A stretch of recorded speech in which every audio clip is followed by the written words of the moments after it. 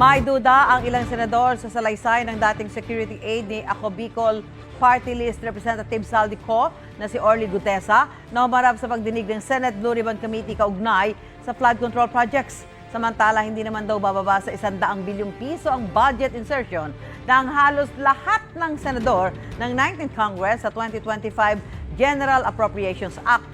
Ayon kay Senador Ping Lacson, may unang balita si Mav Gonzales.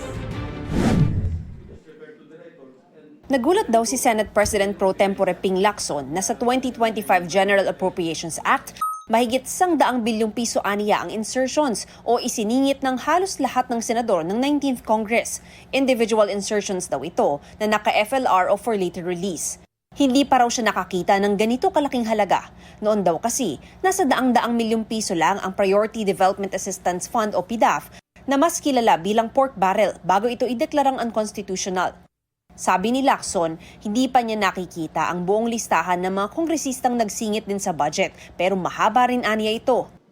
Pwede raw niyang tanungin sa budget deliberation kung bakit ito pinayagan, kung ilan sa mga insertion ang na-release at paano ito ipinatupad. Giit ni Lacson, bagamat hindi naman agad-agad masasabing illegal ang mga budget insertion o amendment, nakukwestiyon ito lalo kung umabot ang individual insertion ng 5 hanggang 9 bilyong piso. Nanawagan din ang senador sa mga kapwa mambabatas na iwasan ang paggamit ng tinatawag na leadership fund sa DPWH na nagbibigay daan para makapagsingit ng proyekto ang mga senador at kongresista kahit sa National Expenditure Program o NEP.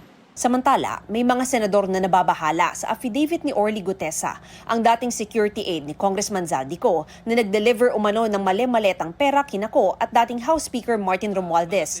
Bukod kasi sa hindi pagsipot sa pulong niya sa Justice Secretary, pinasinungalingan ng dalawang dating kasamahan niya ang kanyang pahayag. Itinanggi rin ng nakapirmang notaryo na si Attorney Pechi Rose Espera na siya ang nagnotaryo at tumulong maghanda sa salaysay ni Gutesa.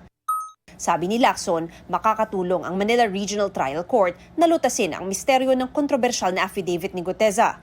Sabi ni Senador Rodante Marcoleta na nagpakilala kay Gutesa sa Senate Blue Ribbon Committee, walang epekto sa salaysay ni Gutesa ang anumang problema sa pagnotaryo sa affidavit dahil binasa niya ito sa pagdinig. Sumumpa naman daw siya sa Blue Ribbon, binasa roon ang kanyang salaysay at tinanong pa ng mga senador.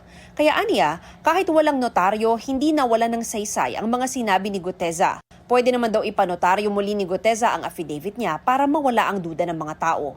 Tingin ni Marcoleta, may kredibilidad bilang testigo si Gutesa dahil tinest niya ito at pinagtatanong sa mga sinabi niya, partikular sa mga umano'y maleta ng pera. Taliwas naman ang pananaw ni Senador Erwin Tulfo na may duda raw kay Gutesa. Lalo pa raw nang itanggi ng notaryo na pinirmahan niya ang affidavit nito. Ngayon nga po, nawawala si Mr. Gutesa, hindi na nga makita po, hindi na po matagpuan. Medyo, at this point, medyo nakakapagduda. Gusto ko nga may isang hearing pa po para matawag yung tao na yon, ma-cross-examine ho natin, para matanong lang ho natin, sino ba ang nagturo sa'yo? Dagdag ni Tulfo, magandang makuha rin ang CCTV footages mula sa pinagdalhan umanong exclusive subdivision. Pero ang eleksyon daw rito, dapat suriin muna ang mga testigo bago pa harapin sa pagdinig. Ito ang unang balita. Mav Gonzales para sa GMA Integrated News. Gusto mo bang mauna sa mga balita? Mag-subscribe na sa GMA Integrated News sa YouTube at tumutok sa unang balita.